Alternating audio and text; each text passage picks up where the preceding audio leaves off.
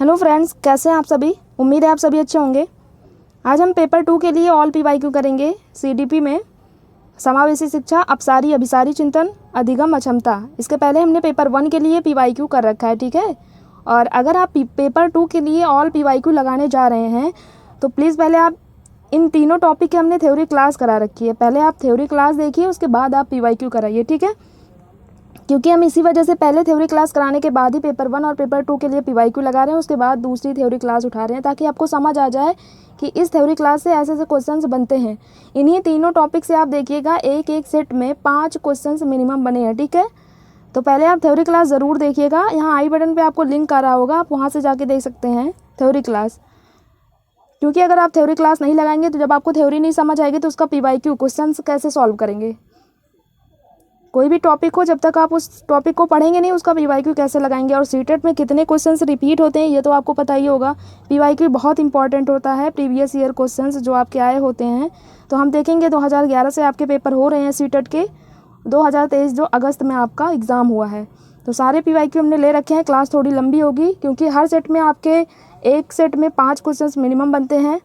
तो इतने सारे पेपर हैं तो क्वेश्चंस तो बनेंगे ही। तो पहला क्वेश्चन हम स्टार्ट करेंगे, ये पेपर 2 वालों के लिए है।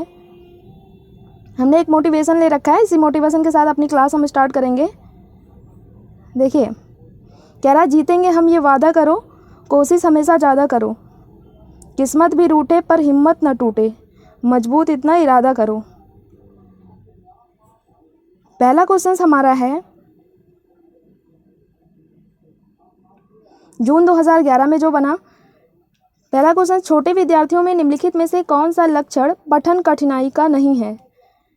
देखिए आप डायरेक्ट पठन पे आइए, पठन कठिनाई का कौन सा लक्षण नहीं है ये हमें बताना है। डिस्लेक्सिया, पठन कौशल क्या होता है, जिसे डिस्लेक्सिया होता है उसे पढ़ने में कठिनाई होती है, तो हमें वो कारण बताना है जो पठन कौशल का नहीं है, पठन कठिनाई का नहीं है। पहला ऑप्शन आपका दे रखा है पठन गति और प्रवाह में कठिनाई।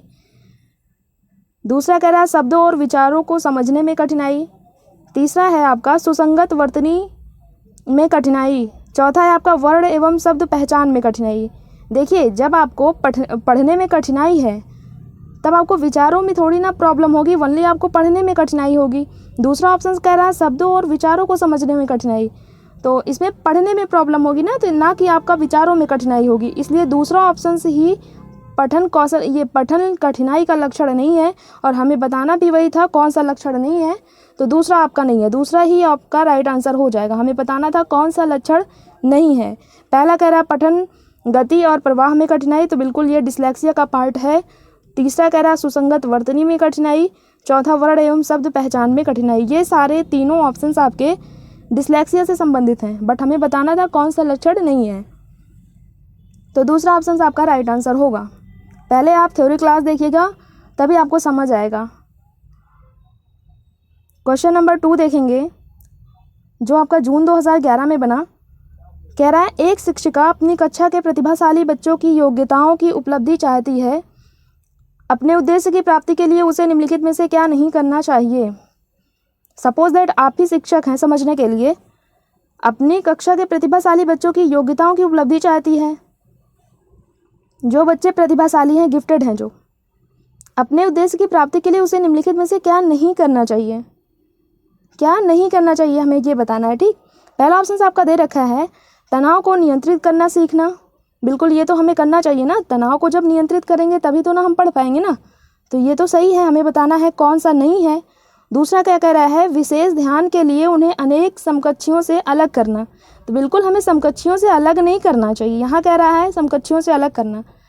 समावेशी शिक्षा आपकी होती यही है कि इसमें जो है आपका हर बच्चों को इंक्लूड करते हैं ना, समावेश करते हैं। समावेशी शिक्षा आपकी होती यही है, हमने आपको बताया भी था थ्योरी वाली क्लास में। इसमें हर बच्चों को आप इंक्लूड करेंगे, जहाँ हमने एग्जाम्पल भी लिया था आपका कि यहाँ तक कि आपकी प्रकृति नेचर जो है वो भी अलगाव को नहीं मानती है।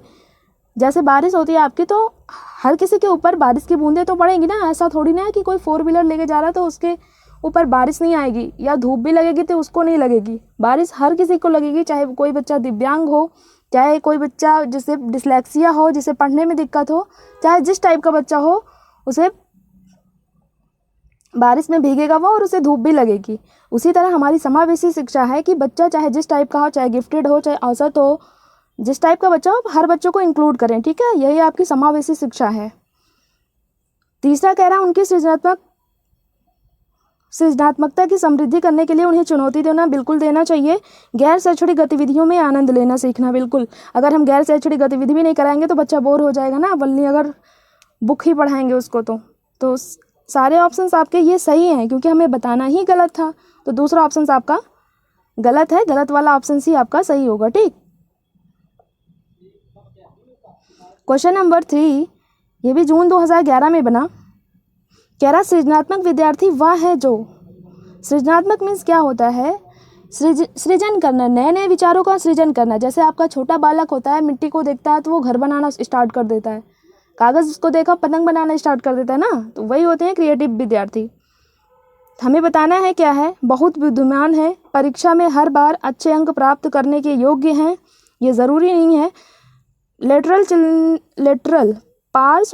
चिंतन और समस्या समाधान में अच्छा है। चौथा ऑप्शन है ड्राइंग और पेंटिंग में बहुत विलक्षण है।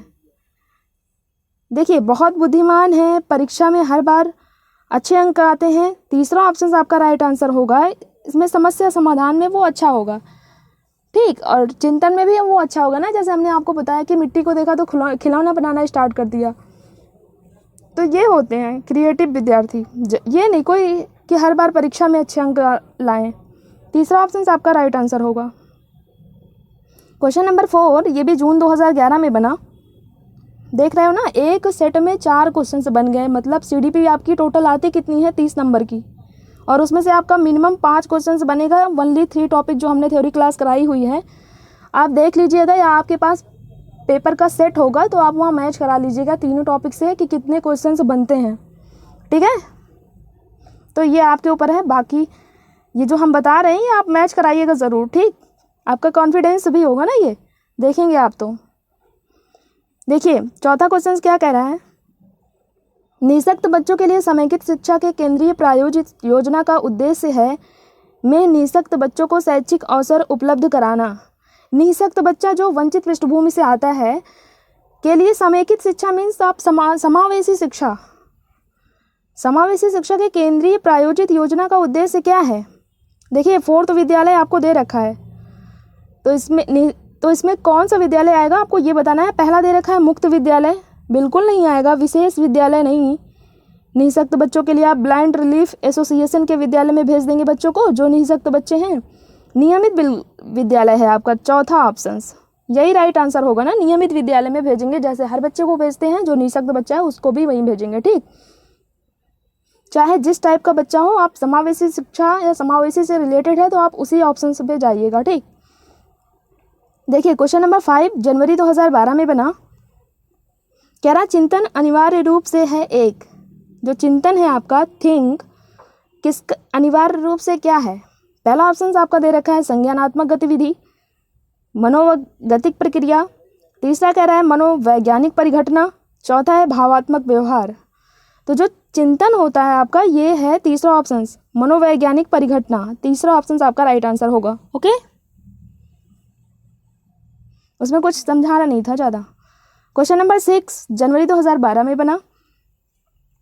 जब एक शिक्षिका दृष्टिबाधित विद्यार्थी को कक्षा के अन्य विद्यार्थियों के साथ सामूहिक गतिविधियों में शामिल करती है तो वह, कह रहा है आप सपोज दैट आप शिक्षक हैं, अगर आपको क्वेश्चन से ना समझ आया करो प्लीज़ उसको समझा करिए, ज़्यादा टफ नहीं होता, बस लैंग्वेज का खेल होता है, बाकी टॉपिक आपके वहीं से बने हैं। सपोज दैट आप शिक्षक हैं और कोई दृष्टिबाधित विद्यार्थी आपकी कक्षा में आ रहा है, अन्य विद्यार्थियों के साथ सामूहिक गतिविधि में शामिल करते हैं तो वह क्या कर रही है। आप शिक्षक हो, आप जो दृष्टिबाधित विद्यार्थी है उसको और अन्य विद्यार्थी जो हैं दोनों बच्चों को आप सामूहिक गतिविधि में शामिल कर रहे हैं, तो आप क्या कर रहे हैं यही आपको बताना है क्वेश्चन में। पहला क्वेश्चन है कक्षा के सीखने के लिए बाधाएं उत्पन्न कर रही है। बिल्कुल नहीं, सामूहिक गतिविधि बाधा थोड़ी ना उत्पन्न करेगी आपकी, तो पहला ऑप्शन आपका गलत हो जाएगा। दूसरा कह रहा है समावेशी शिक्षा की भावना के अनुसार कार्य कर रही है। अच्छा, तीसरा कह रहा है सभी शिक्षार्थियों में दृष्टिबाधित विद्यार्थी के प्रति सहानुभूतिपूर्ण विकसित करने में मदद कर रही है। बिल्कुल सहानुभूतिपूर्ण विकसित नहीं कर रही है ये। चौथा कह रहा है दृष्टिबाधित शिक्षार्थी पर संभवतः तनाव बढ़ा रही है। देखो, सामूहिक गतिविधि कराने से, ठीक, ग्रुप एक्टिविटी कराने से बच्चे का जो है वो तनाव नहीं बढ़ेगा, तनाव कम होगा। दूसरा ऑप्शन सी आपका राइट आंसर होगा। अगर आप देखे होंगे तो आपको आंसर नज़र आ गया होगा। क्वेश्चन ऑप्शन नंबर 2 ही आपका राइट आंसर होगा ना। समावेशी शिक्षा की भावना के अनुसार कार्य कर रही, क्योंकि हमने आपको बताया कि समावेशी शिक्षा किसी बच्चों, चाहे जिस टाइप का बच्चा हो, वो हर बच्चों को इंक्लूड करती है, समावेश करती है। यही आपकी समावेशी शिक्षा है। ठीक, क्वेश्चन नंबर 7 देखेंगे। ये जनवरी 2012 में बना। कह रहा समावेशी शिक्षा किस विद्यालयी शिक्षा व्यवस्था की ओर संकेत करती है। अगेन आपको वही बताना है, समावेशी शिक्षा किस विद्यालय शिक्षा की ओर संकेत करती है। पहला ऑप्शन है विशेष आवश्यकता वाले बच्चों को विशिष्ट विद्यालयों के माध्यम से शिक्षा देने को प्रोत्साहित करती है। बिल्कुल नहीं। दूसरा क्या कह रहा है, केवल बालिका शिक्षा को बढ़ावा देने की आवश्यकता पर बल देती है। ऐसा हमने आपको डेफिनेशन में पढ़ाया कि समावेशी शिक्षा में केवल बालिका को पढ़ाया जाता है, बस बालक को बाहर निकाल दिया जाता है। ये ऑप्शन तो एकदम तुरंत पढ़ते ही आप गलत मार दीजिए। तीसरा कह रहा है जो सभी निरोग्य बच्चों को शामिल करती है। सभी निरोग्य नहीं, हर टाइप के बच्चे को, ओनली निरोग्य को ही नहीं। चौथा क्या कह रहा है, जो उनकी शारीरिक, बौद्धिक, सामाजिक, भाषिक या अन्य विभिन्न योग्यता स्थितियों को ध्यान में रखे बगैर सभी बच्चों को शामिल करती है। बिल्कुल सभी बच्चों को शामिल करती है ना। चौथा ऑप्शन सी आपका राइट आंसर होगा।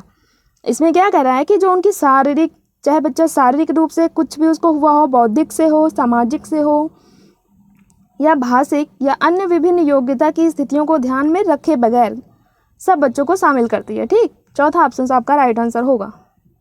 क्वेश्चन नंबर 8 जनवरी 2012 में बना। कह रहा है श्रवण हास से ग्रसित बच्चों को किस कक्षा में किससे सबसे मुख्य कुंठा का सामना करते हैं।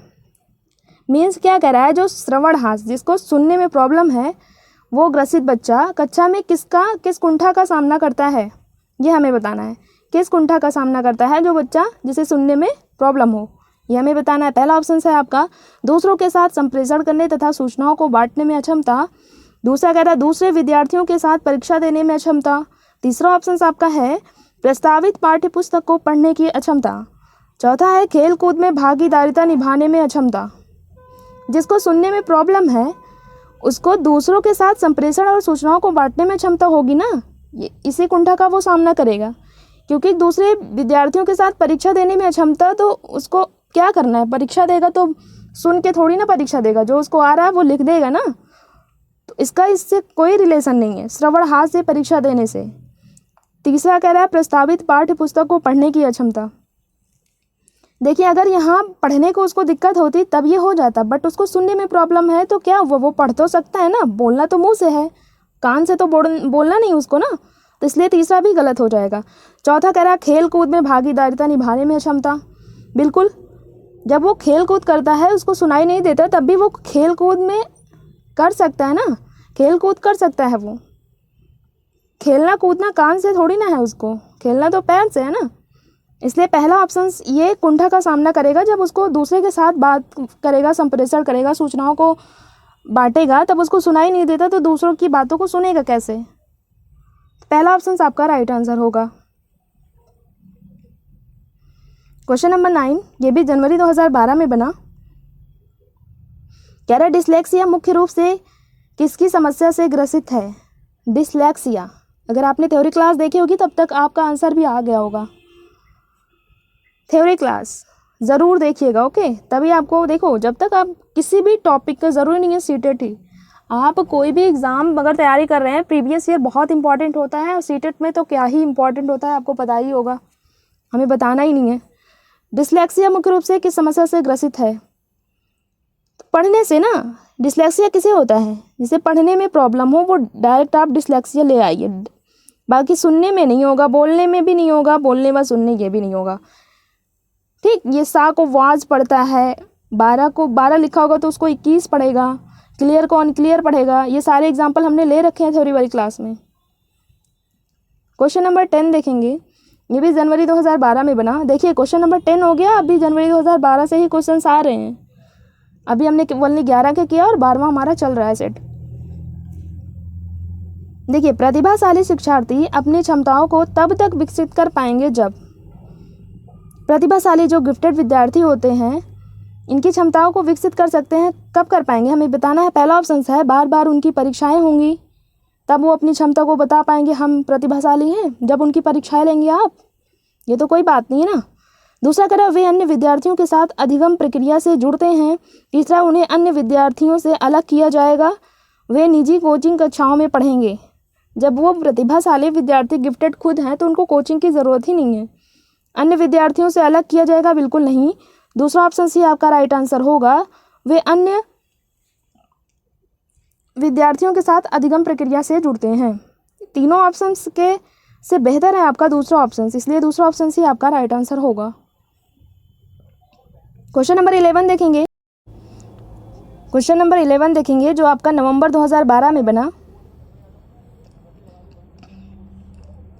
कह रहा मान लीजिए आप विद्यालय शिक्षा बोर्ड के अध्यक्ष हैं। आप अपने अधिकार क्षेत्र के अंतर्गत आने वाले विद्यालयों की शिक्षा की संपूर्ण गुणवत्ता को सुधारने के लिए क्या योजना बनाएंगे।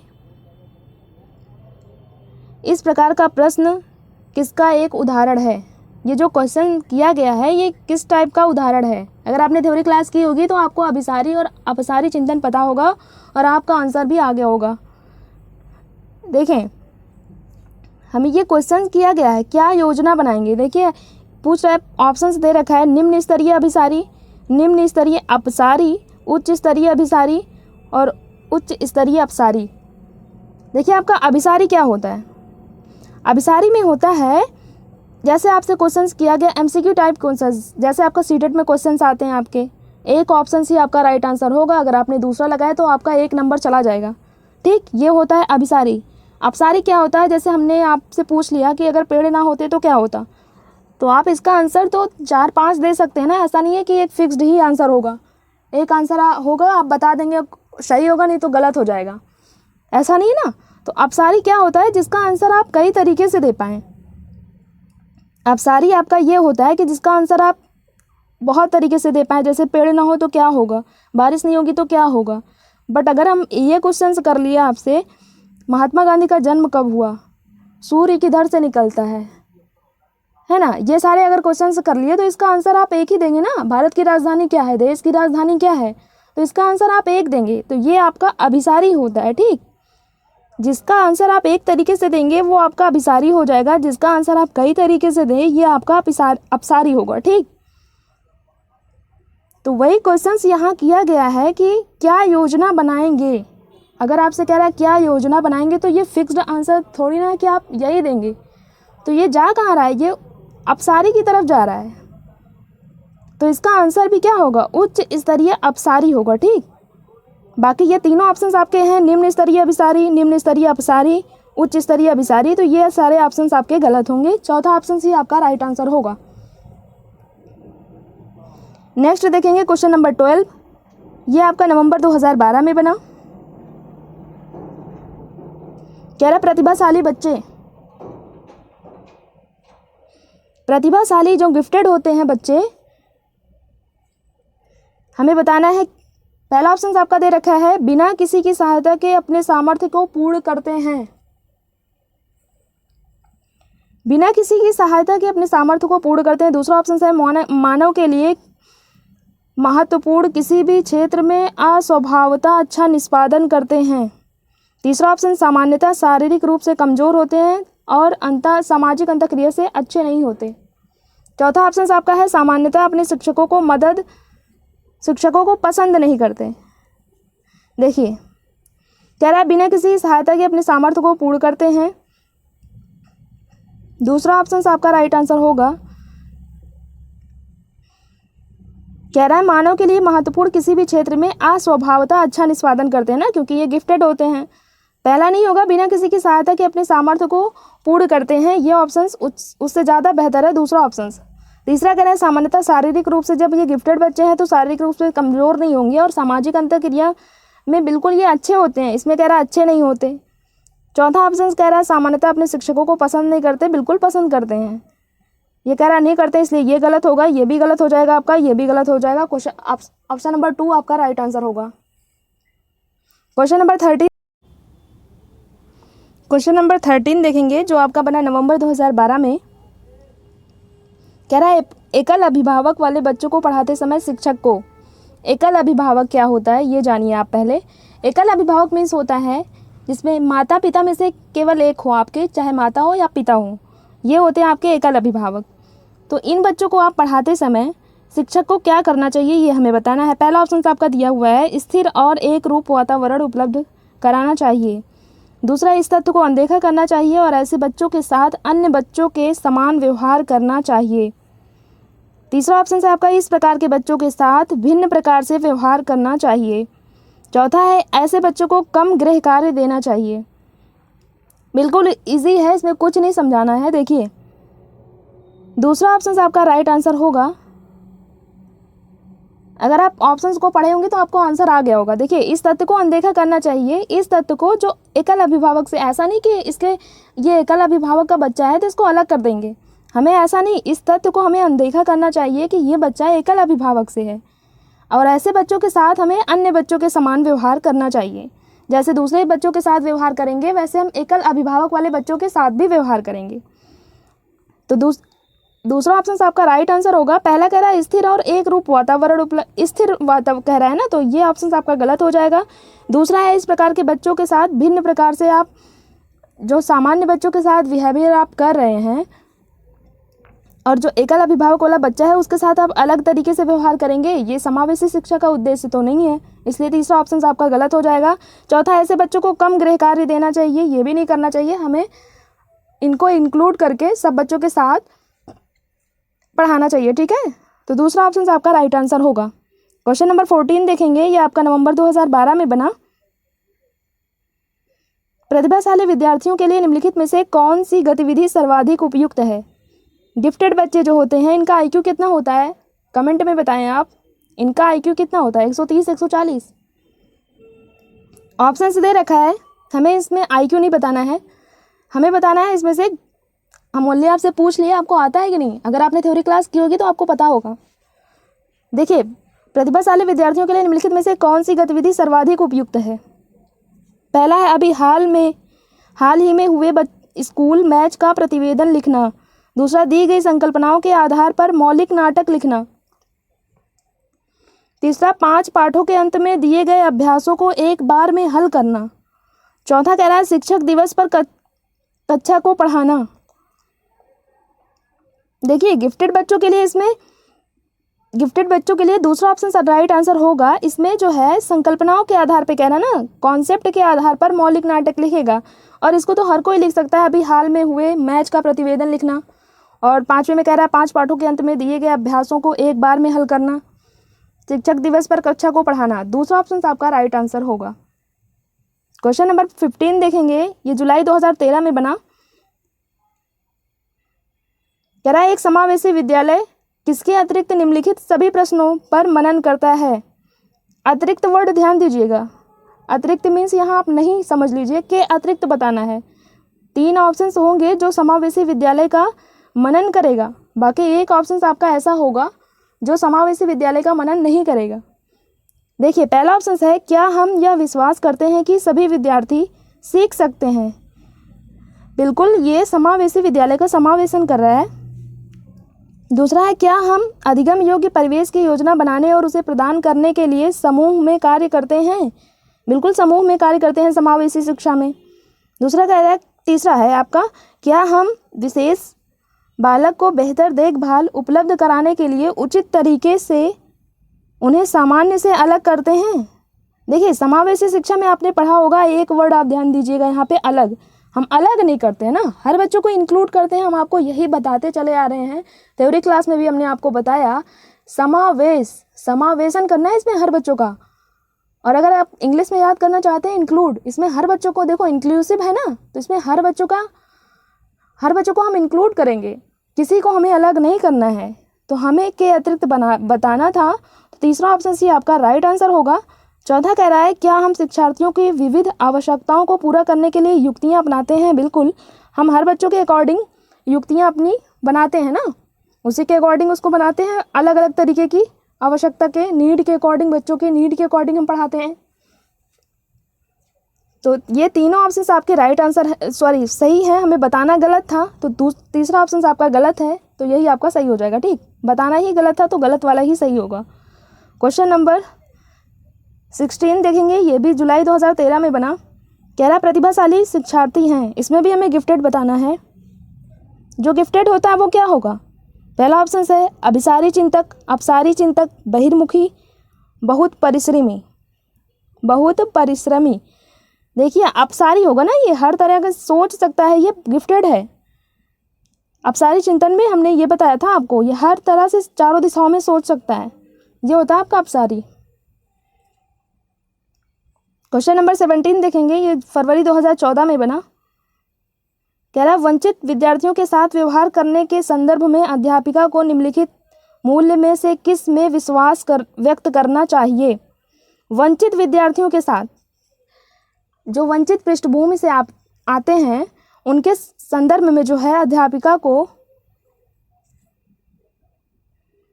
किस में विश्वास व्यक्त करना चाहिए? पहला ऑप्शन है आपका विद्यार्थियों से किसी प्रकार की मांग ना होना।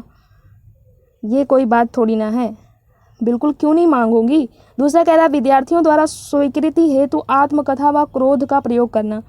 आत्मकथा क्रोध हमें नहीं करना है। तीसरा कह रहा है छात्रों की सफलता हेतु व्यक्तिगत उत्तरदायित्व। चौथा कह रहा है समुचित व्यवहार की उच्च अपेक्षाएं। उच्च अपेक्षाएं नहीं करनी है, अगर बच्चा ही उच्च कर लेगा तो आप क्लास में क्या कर रहे हो, आप निम्न अपेक्षाएं देने आए हो क्या? तीसरा ऑप्शन आपका राइट आंसर होगा छात्रों की सफलता हेतु व्यक्तिगत उत्तरदायित्व। क्वेश्चन नंबर 18 देखेंगे, ये भी फरवरी 2014 में बना। एक समावेशी कक्षा वह है जहां, फिर हमें अगेन वही बताना है समावेशी शिक्षा। समावेशी शिक्षा कक्षा सब एक ही है। समावेशी में आप याद रखिएगा, बस इसमें हर बच्चे को इंक्लूड करना है, किसी बच्चे को तकलीफ नहीं देनी है बस। पहला ऑप्शन है आपका समस्याओं का अधिकाधिक समाधान करने की संभावना की दृष्टि से बच्चों की सक्रिय भागीदारिता रहती है। दूसरा कह रहा है अध्यापक प्रत्येक अधिगमकर्ता के लिए वैविध्यपूर्ण व सार्थक अधिगमनात्मक अनुभव हेतु प्रवेश का निर्माण करते हैं। तब तक आकलन की पुनरावृत्ति होती रहती है जब तक प्रत्येक अधिगमकर्ता न्यूनतम श्रेणी प्राप्त न कर लें। चौथा कह रहा है विद्यार्थी का भार कम करने के लिए अध्यापक केवल अनुमोदित पुस्तकों से ही पढ़ते हैं। विद्यार्थियों का भार, तो बिल्कुल विद्यार्थियों को भार नहीं समझना हमें। जो ऑप्शंस विद्यार्थियों के हित में है वही ऑप्शंस आपका राइट आंसर होगा। इसमें कह रहा है कि न्यूनतम श्रेणी प्राप्त, आप उच्च श्रेणी प्राप्त करने आए हो, न्यूनतम श्रेणी प्राप्त करवा रहे हो बच्चे को। दूसरा कह रहा है अध्यापक प्रत्येक अधिगमकर्ता के वैविध्यपूर्ण व सार्थक अधिगमनात्मक अनुभव हेतु प्रवेश का निर्माण करते हैं। बिल्कुल दूसरा ऑप्शन ही आपका राइट आंसर होगा। ठीक,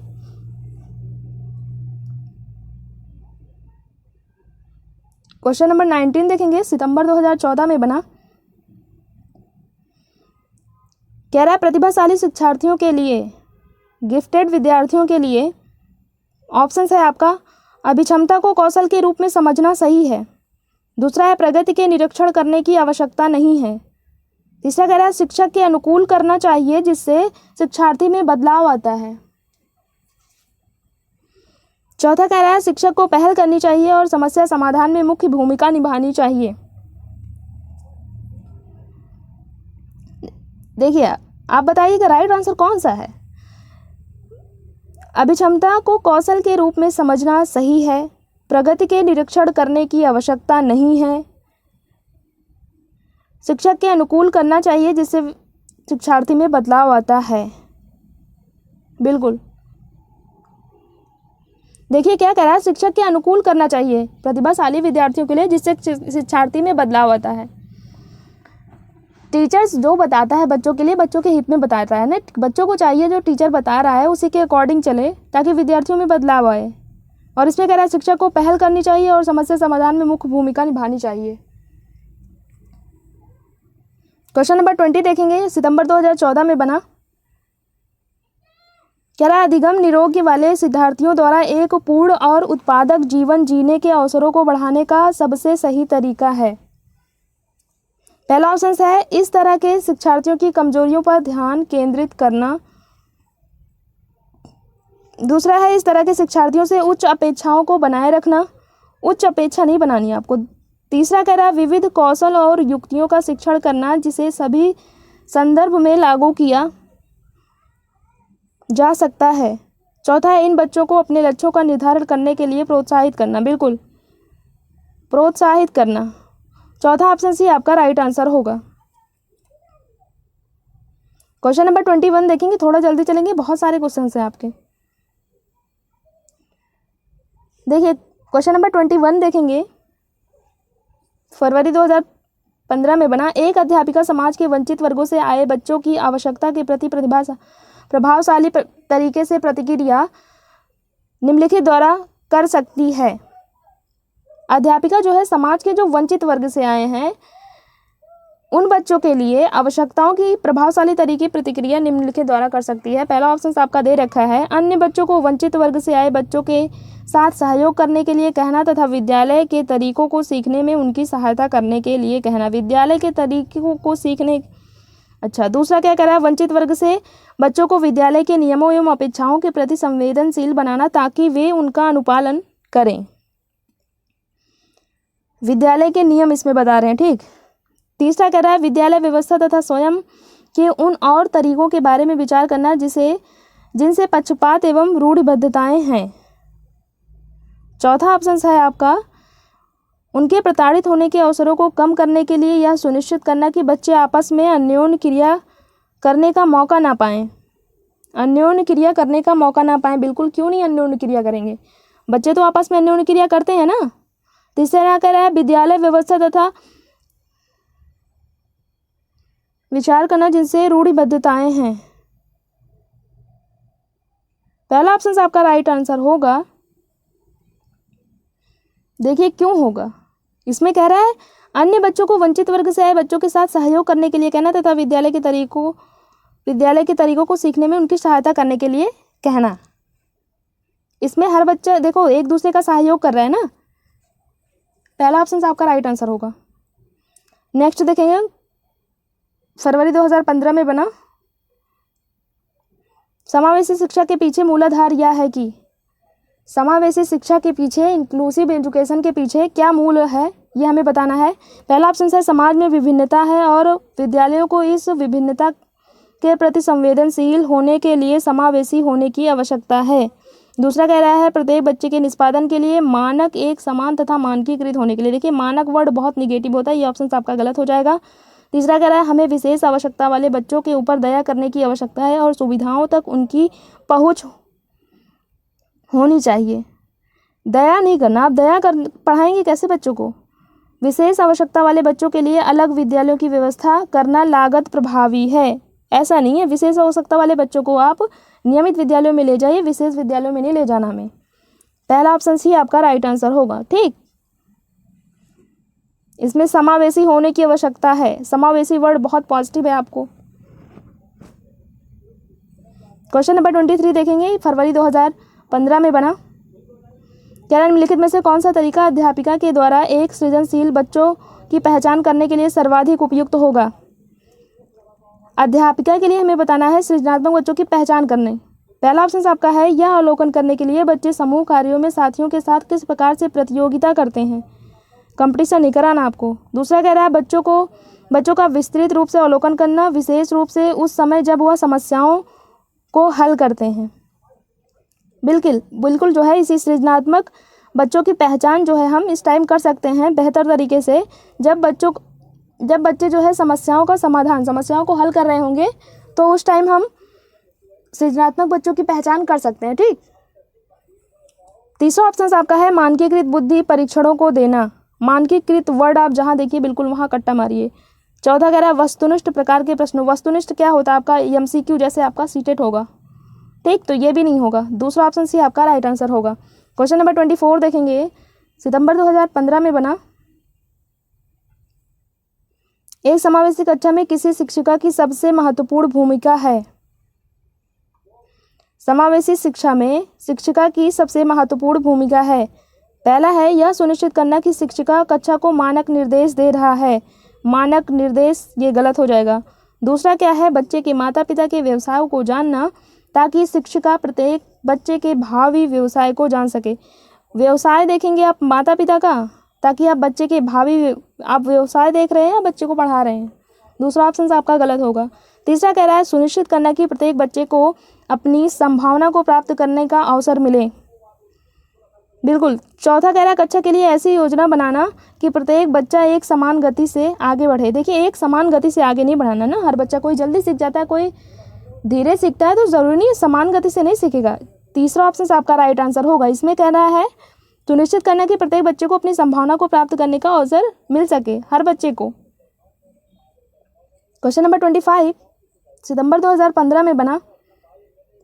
कह रहा सृजनात्मकता क्या है। सृजनात्मकता क्या है? सृजन करना, क्रिएटिव करना, जो बच्चे नए नए विचारों को बनाएं। ठीक। पहला ऑप्शन आपका है बुद्धि का एक प्रकार का जो उन कौशलों से संबंधित है जो संचित किए गए ज्ञान और अनुभव पर निर्भर होते हैं। अनुभव पर निर्भर होते हैं। बुद्धि एक प्रकार का जो संसाधन की गति को शामिल करते हुए सूचना प्रकरण कौशलों पर अत्यधिक निर्भर होता है। तीसरा कह रहा है समस्याओं के मौलिक और अपसारी समाधानों लिख रखा है। समस्याओं के मौलिक और अपसारी समाधानों को पहचान अथवा तैयार करने की योग्यता। तीसरा ऑप्शन सी आपका राइट आंसर होगा। चौथा कह रहा है सृजनात्मकता 200 से ऊपर की बुद्धि लब्धि से सर्वाधिक बेहतर ढंग से परिभाषित होती है। 200 से ऊपर नहीं, आपका देखो गिफ्टेड बच्चों का ही IQ 140 होता है, इसमें कह रहा है 200 के ऊपर। तीसरा ऑप्शन आपका राइट आंसर होगा। इसमें अपसारी समाधान कर सकता है ना गिफ्टेड बच्चा, वही तो होता है, क्रिएटिव होता है वो। क्वेश्चन नंबर 26 देखेंगे, ये सितंबर 2015 में बना। कह रहा विभिन्न मुद्दों और विमर्शों पर उनके लिए कारण प्रस्तुत करते हुए बच्चों को अपनी व्यक्तिगत राय को व्यक्त करने के लिए प्रोत्साहित करने वाले प्रश्न किसको बढ़ावा देते हैं। कह रहा है देखिए, विभिन्न मुद्दों और विमर्शों पर उनके लिए कारण प्रस्तुत करते हुए बच्चों को अपने व्यक्तिगत राय को, देखो इसमें बच्चे की राय, व्यक्तिगत राय को व्यक्त करने के लिए प्रोत्साहित करने वाले प्रश्न किसको बढ़ावा देते हैं।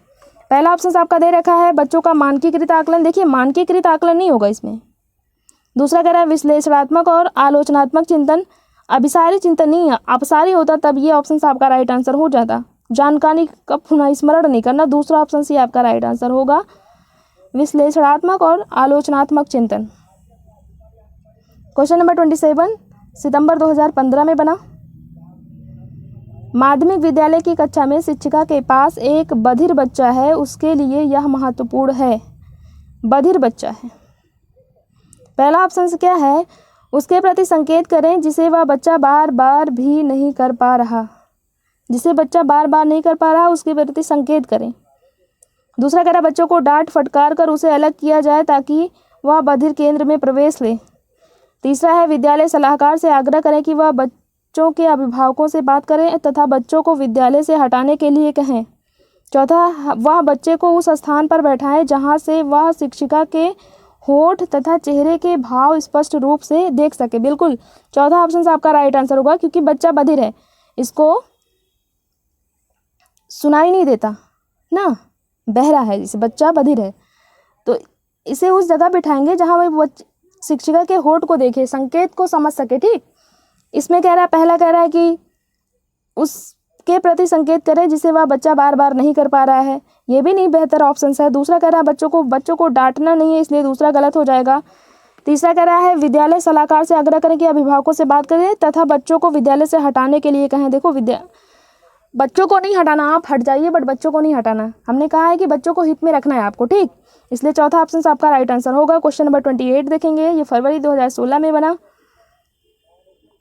कह रहा है एक शिक्षक समाज के वंचित वर्ग के बच्चों की आवश्यकताओं को प्रभावपूर्ण तरीके से पूरा कर सकता है। शिक्षक जो है, जो वंचित वर्ग के बच्चे हैं, उनकी आवश्यकताओं को प्रभावपूर्ण तरीके से पूरा कर सकता है। कैसे? ऑप्शंस आपके 4 दे रखे हैं। पहला ऑप्शन आपका है उन्हें कक्षा कक्ष में अलग स्थान पर बैठाकर ताकि वह अन्य बच्चों से मेल जोल ना करें। ऐसा नहीं, हमें मेल जोल करना है ना, समावेशी शिक्षा ही यही है। दूसरा कह रहा है अन्य बच्चों को वंचित पृष्ठभूमि वाले बच्चों के प्रति सहानुभूतिपूर्ण व्यवहार करने के लिए कहकर। तीसरा, कक्षा कक्ष के प्रत्येक बच्चे की आवश्यकता अनुसार अपना शिक्षण कौशल अपना कर। चौथा, उनकी पृष्ठभूमि की उपेक्षा करके तथा उन्हें विद्यालय में कार्य करने के लिए कहकर, विद्यालय में आप कार्य करने कर, उन्हें उपेक्षा नहीं करनी है आपको, ये निगेटिव वर्ड है आपका। इसमें देखिए बच्चे की नीड के अकॉर्डिंग कह रहा है ना, बच्चे की नीड के अकॉर्डिंग आप अपनी टीचिंग जो स्किल है वो अपनाएंगे, शिक्षण कौशल अपनाएंगे। तो तीसरा ऑप्शन आपका राइट आंसर होगा। ठीक, क्वेश्चन नंबर 29 देखेंगे, ये फरवरी 2016 में बना। कह रहा है शिक्षक बच्चों को सृजनात्मक विचारों के लिए प्रोत्साहित कर सकता है। बिल्कुल कर सकता है। कैसे करेगा? ऑप्शन से दिया है आपका। देखिए सृजनात्मकता हमने आपको पहले बता दिया है। प्लीज़ अगर आप थ्योरी क्लास नहीं देखें तो आप PYQ नहीं लगाइए, क्योंकि कोई मतलब नहीं निकलेगा जब आपको क्लास समझ में ना आए। ठीक, अब हम बार बार सृजनात्मकता ही बताते रहेंगे तो क्वेश्चन बहुत सारे हैं तो बहुत टाइम लग जाएगा। इसलिए आप प्लीज़ पहले थ्योरी क्लास देखिए, उसके बाद ही PYQ लगाइए। ठीक है, यह आपके लिए ही बेहतर होगा।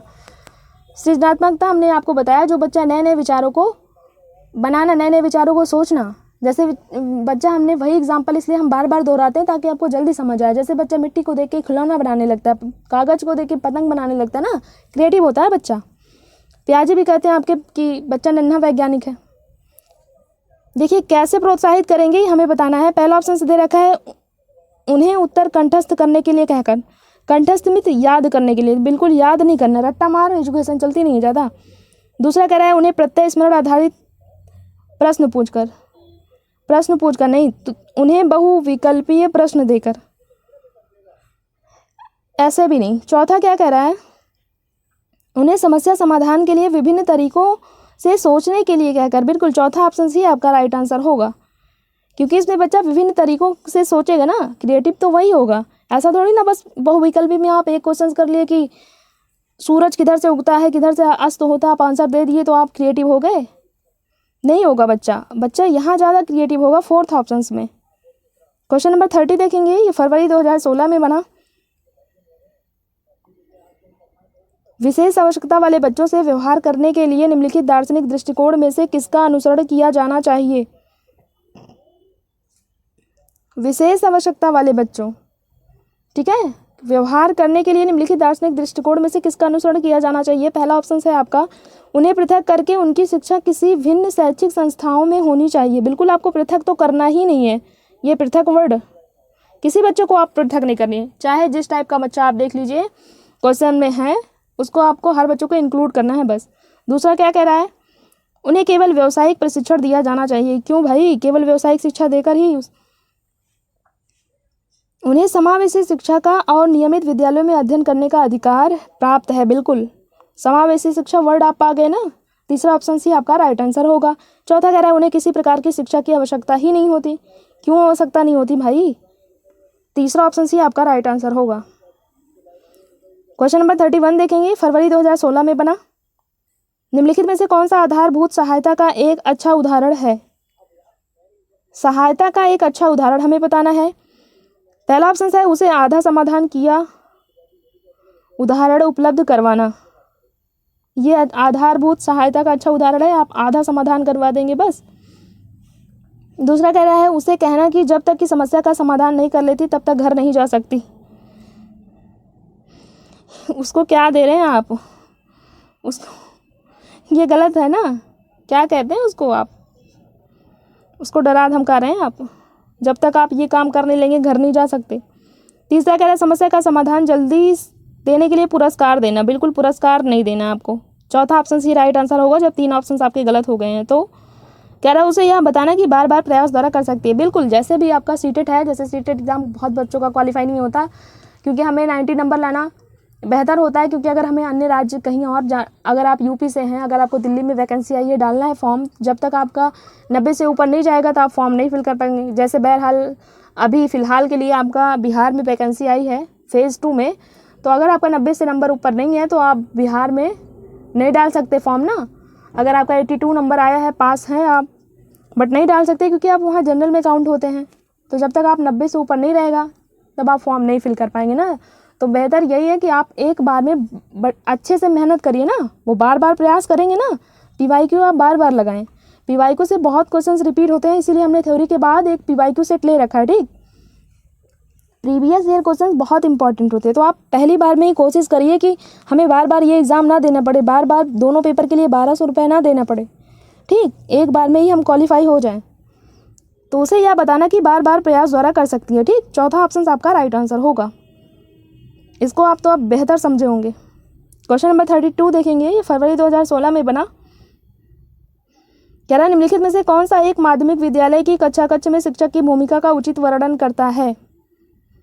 माध्यमिक विद्यालय की कक्षा कक्ष में शिक्षक की भूमिका का वर्णन करता है। पहला ऑप्शन आपका दे रखा है कि चर्चाओं के अवसर उपलब्ध करवाना, बिल्कुल। दूसरा कह रहा है प्रथम स्थान के लिए शिक्षार्थियों को आपस में प्रतिस्पर्धा के लिए, प्रतिस्पर्धा क्या है, कंपटीशन, हमें कंपटीशन नहीं करवाना।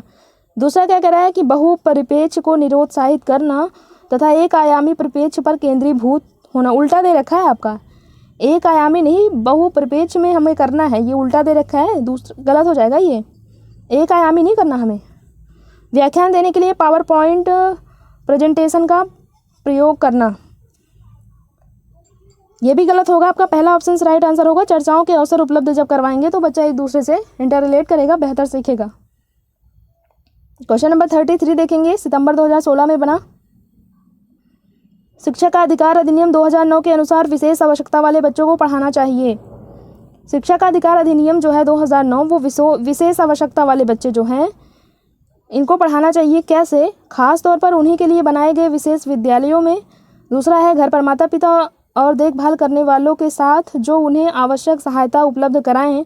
तीसरा समावेशी शिक्षा व्यवस्था में इस प्रावधान के साथ कि उनकी व्यक्तिगत आवश्यकताओं की पूर्ति की जा सके। बिल्कुल समावेशी शिक्षा आपको मिल गया ऑप्शंस। और इसमें भी देखिए बच्चों के हित में बात हो रही है। समावेशी शिक्षा व्यवस्था में प्रावधान के साथ उनकी व्यक्तिगत नीड के अकॉर्डिंग, ठीक, हर बच्चे की नीड के अकॉर्डिंग उनकी पूर्ति की जा सके। तो तीसरा ऑप्शन आपका राइट आंसर होगा। चौथा कह रहा है व्यावसायिक प्रशिक्षण केंद्रों में जो उन्हें जीवन कौशलों के लिए तैयार करेंगे। व्यावसायिक शिक्षा में बच्चों को थोड़ा ना डालना है, इसमें व्यावसायिक शिक्षा वाली होगी। तीसरा ऑप्शन आपका राइट आंसर होगा, बाकी सारे ऑप्शन आपके गलत होंगे। क्वेश्चन नंबर 34 देखेंगे, सितंबर 2016 में बना। कह रहा है विविध विद्यार्थियों शिक्षार्थियों वाली एक समावेशी कक्षा में सहयोगी अधिगम और समवयस्कों से सीखना। सहयोगी अधिगम जहाँ पे बच्चा एक दूसरे से सहयोग करे, समवयस्कों से सीखना जो उससे बड़े हैं। समावेशी कक्षा में पहला ऑप्शन है सक्रिय रूप से निरुत्साहित किया जाना चाहिए और प्रतियोगिता को बढ़ावा देना चाहिए। देखिए प्रतियोगिता को हमें बढ़ावा भी नहीं देना है, निरुत्साहित भी नहीं करना, हमें प्रोत्साहित करना है। दूसरा कह रहा है केवल कभी कभी ही प्रयोग किया जाना चाहिए क्योंकि यह सहपाठियों से तुलना को बढ़ावा देता है। बिल्कुल नहीं, कभी कभी नहीं प्रयोग किया जाना चाहिए, हमें हमेशा ऐसे प्रयोग करना चाहिए। दूसरा कह रहा है, तीसरा है सक्रिय रूप से प्रोत्साहित किया जाना चाहिए जिससे वयस्कों की स्वीकार्यता बढ़े। चौथा कह रहा है कार्यान्वित नहीं किया जाना चाहिए और विद्यार्थियों को क्षमताओं के अनुसार अलग अलग किया जाना चाहिए। अलग अलग तो करना ही नहीं है आपको समावेशी शिक्षा में। तीसरा ऑप्शन सी आपका राइट आंसर होगा, ठीक है। हमें समावेशी कक्षा में हम देखिए हर बच्चे सहयोग करते हैं, एक दूसरे से सीखते हैं ना। तीसरा ऑप्शन आपका राइट आंसर होगा। हम थोड़ा तेज चल रहे हैं, क्वेश्चंस थोड़ा ज़्यादा हैं, ठीक। ये सितंबर 2016 में बना। कह रहा है प्रतिभाशाली बच्चों के लिए सबसे अच्छे शैक्षिक कार्यक्रम वे होते हैं जो रहना चाहिए। यहाँ हुए लिख उठा है तभी तो सेंटेंस नहीं बैठ रहा ना। वे होते हैं जो प्रतिभाशाली बच्चों के लिए सबसे अच्छे शैक्षिक कार्यक्रम वे होते हैं जो, पहला ऑप्शन आपका दे रखा है प्रत्यय स्मरण के द्वारा ज्ञान की प्रवीणता पर बल देते हैं। प्रत्यय स्मरण। दूसरा क्या कह रहा है उन्हें अधिगम के न्यूनतम मानकों तक काम करने को प्रेरित करने के लिए उपहार पुरस्कारों का प्रयोग करते हैं। मानक वर्ड आ गया है, पुरस्कार तो देना ही नहीं है, दूसरा गलत हो जाएगा आपका। तीसरा कह रहा है उनके चिंतन को प्रेरित कर उन्हें विविध विचारों में व्यस्त रखने के अवसर देते हैं। चौथा कह रहा है उनके आक्रामक व्यवहार को नियंत्रित करते हैं। देखिए उनके व्यवहार को नियंत्रित नहीं करना आपको, उनके चिंतन के लिए प्रेरित कर उन्हें विविध विचारों को रखने के अवसर देते हैं। तीसरा ऑप्शन आपका राइट आंसर होगा, बाकी सारे ऑप्शन आपके गलत होंगे। क्वेश्चन नंबर 36 देखेंगे, सितंबर 2016 में बना। कह रहा है यदि कोई शिक्षक चाहे कि उसके विद्यार्थी समस्या समाधान कौशल प्राप्त कर लें तो विद्यार्थियों को ऐसे क्रियाकलापों में लगाना चाहिए जिनमें हो। पहला ऑप्शन है प्रत्यय स्मरण, रटना और समझना। देखिए रटंत विद्या नहीं चला था ना। दूसरा कह रहा है बहुविकल्पीय वाले स्तरीकृत कार्य पत्रक, बहुविकल्पीय भी नहीं, ड्रिल और अभ्यास तो बिल्कुल नहीं, तीसरा भी गलत हो जाएगा आपका। चौथा ऑप्शन कह रहा है पूछना, तर्क करना और निर्णय लेना। बच्चा यहाँ समस्या समाधान कौशल प्राप्त कर लेगा। ठीक है, जब बच्चा पूछेगा, तर्क करेगा, चिंतन करेगा, निर्णय लेगा, ये ऑप्शन आपका ज़्यादा बेहतर है। बाकी ये सारे ऑप्शन आपके गलत हो जाएंगे। क्वेश्चन नंबर 37 देखेंगे, ये भी सितंबर 2016 में बना। कक्षा तक पहुंचने वाली बच्चों की भोली अवधारणा को जानना। भोली अवधारणा मीन्स आप समझ लीजिए अवधारणा को जानना। पहला ऑप्शन है शिक्षा के किसी उद्देश्य की पूर्ति नहीं करता। बिल्कुल उद्देश्य की पूर्ति करता है। जब तक आप बच्चे के कॉन्सेप्ट को जानेंगे नहीं कि बच्चा इस स्टेज पे है, उसी के अकॉर्डिंग तो आप सिखाएंगे ना। दूसरा कह रहा है शिक्षक के हौसले को पस्त कर देता है क्योंकि इससे उसका कार्य भार बढ़ता है। देखिए हौसले को पस्त नहीं करेगा। तीसरा कह रहा है शिक्षक के लिए अपने शिक्षण को अधिक सार्थक बनाने की योजना बनाने में सहायता होता है। बिल्कुल तीसरा ऑप्शन सी आपका राइट आंसर होगा। जब तक हम बच्चे के कॉन्सेप्ट, देखिए भोली अवधारणा, उसके कॉन्सेप्ट को नहीं जानेंगे, बच्चा इस टाइप का है, बच्चा इस स्टेज पे है, उसी के अकॉर्डिंग आप उसको आगे बढ़ाएंगे ना, उसी के अकॉर्डिंग तो आप उसको +1 शिक्षा देंगे ना। तीसरा कह रहा है शिक्षक की योजना और शिक्षण में रुकावट नहीं पैदा करता। क्वेश्चन नंबर 38 देखेंगे, दिसंबर 2018 में बना। सृजनात्मकता की अवधारणा से संबंधित माना जाता है। जो क्रिएटिविटी होती है इसकी अवधारणा से संबंधित क्या माना जाता है? पहला ऑप्शन है द्रव बौद्धिकता, रवादार बौद्धिकता, अभिसारी चिंतन सोच, अपसारी चिंतन। बिल्कुल अपसारी चिंतन ही आपका राइट आंसर होगा। अभी हमने पहले वाले क्वेश्चंस भी आपको बताया अपसारी चिंतन क्या होता है, जिसमें बच्चा हर तरीके से सोच पाए ना, फिक्स्ड आंसर ना हो, ऐसा आंसर MCQ बेस्ड को ना हो। जैसे बारिश ना हो तो क्या होगा, धूप नहीं होगी तो क्या होगा, पेड़ नहीं होंगे तो क्या होगा। इसका आंसर आप बहुत तरीके से दे सकते हैं ना। अभिसारी चिंतन आपका वो हो जाएगा जिसमें हमने पूछ लिया आपसे कि देश की राजधानी क्या है, ठीक, भारत की राजधानी क्या है, ये सारे आपके एक फिक्स्ड हैं। इसका आंसर आप केवल एक तरीके से दे सकते हैं, ये आपके अभिसारी चिंतन होते हैं। रवादार बौद्धिकता, द्रव बौद्धिकता, ये सारे ऑप्शन नहीं है। चौथा ऑप्शन आपका राइट आंसर होगा। क्वेश्चन नंबर 39 देखेंगे, दिसंबर 2018 में बना। समावेशी शिक्षा के सिद्धांत पर आधारित है। अगेन समावेशी शिक्षा किस पर आधारित है? समावेशी शिक्षा सामाजिक संतुलन, समता एवं समान अवसर, सामाजिक अस्तित्व एवं वैश्वीकरण, विश्व बंधुता। देखिए समता एवं समान अवसर, समावेशी शिक्षा में हमने आपको बताया इसमें हर बच्चे को समान अवसर मिलता है ना। किसी बच्चों को हमको हर बच्चों के नीड के अकॉर्डिंग इसमें पढ़ाया जाता है, हर बच्चों को इंक्लूड किया जाता है ना। दूसरा ऑप्शन आपका राइट आंसर होगा, बाकी ये सारे ऑप्शन आपके गलत होंगे। ठीक, क्वेश्चन नंबर 40 देखेंगे, ये दिसंबर 2018 में बना। देखिए हम 2011 से चल रहे हैं, 2018 पे आ गए हैं, हमें 23 तक चलना है। देखिए क्या कह रहा है क्वेश्चन नंबर 40 में, दिव्यांगजन अधिकार अधिनियम वर्ष में लागू किया गया। ये हमने थ्योरी वाली क्लास में आपको बताया हुआ है। कब लागू किया गया था? आपका 2016 में लागू किया गया था। अब इसमें हम क्या ही समझाएं आपको। क्वेश्चन नंबर 41 देखेंगे, दिसंबर 2018 में बना। जब बच्चे प्राप्त की गई सूचनाओं की व्याख्या करने के लिए अपने अनुभव के आधार पर सोचते हैं तो उसे कहा जाता है। इसमें क्या है, जब बच्चे प्राप्त की गई सूचनाओं की व्याख्या करने के लिए अपने अनुभव के आधार पर सोचते हैं तो उसे क्या कहा जाता है? पहला है प्रतिक्रियावादी सोच, ये भी नहीं होगा। सृजनात्मक सोच क्यों नहीं होगा यहाँ पे? देखिए इसमें नया नया विचार या क्रिएटिव नहीं पूछ रहा है, इसमें कह रहा है कि अनुभव के आधार पर जब बच्चा सोचता है तो उसे मूर्त सोच कहा जाता है, अमूर्त नहीं होगा। अमूर्त देखिए जब उसके पास अनुभव है तो जरूर मूर्त है ना। जैसे आम के बारे में अगर पूछ लिया जाए, अगर आप आम को खा रखे हैं तो आप आम के बारे में आपको मूर्त जानकारी है ना, मूर्त चिंतन है। तो अनुभव के आधार पर आप सोचते हैं ना कि आम खट्टा होता है, मीठा होता है, कैसे होता है, कड़वा होता है, आप बता पाएंगे ना। तो चौथा ऑप्शन आपका राइट आंसर होगा। क्वेश्चन नंबर 42 देखेंगे, जुलाई 2019 में बना। दृष्टिबाधित विद्यार्थियों के साथ कार्य करते समय एक शिक्षक को किस प्रकार के अनुदेशन अनुकूलन करने चाहिए?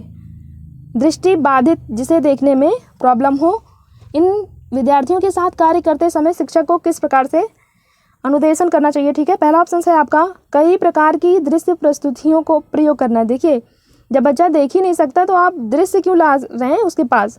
श्रव्य सामग्री लाइए ना, इसलिए पहला गलत होगा।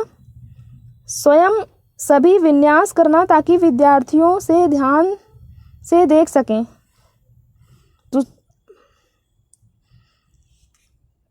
तीसरा कह रहा है अनेक प्रकार के लिखित कार्यों विशेष रूप से वर्कशीट पर ध्यान केंद्रित करवाना। जब बच्चा देख ही नहीं सकता तब उसे लिखित सामग्री क्यों आप दिखा रहे हैं? आप उसे श्रव्य सामग्री लाइए जिससे बच्चा सुने, जिससे रेडियो हो गया आपका ना, बच्चा सुने। चौथा कह रहा है स्पष्ट रूप से बोलना। बिल्कुल स्पष्ट रूप से हम बोलेंगे तथा स्पर्श कर महसूस करने वाली सामग्रियों का अधिक मात्रा में प्रयोग करेंगे। बिल्कुल चौथा ऑप्शन आपका राइट आंसर होगा, क्योंकि उसे देखने में प्रॉब्लम है ना, सुनने में तो प्रॉब्लम नहीं है। तो हम उसे स्पष्ट रूप से हम बोलेंगे और जिससे बच्चा स्पर्श करे, टच करके महसूस कर सके, ऐसी सामग्री हम लाएंगे। ठीक, क्वेश्चन नंबर 43 देखेंगे, जुलाई 2019 में बना।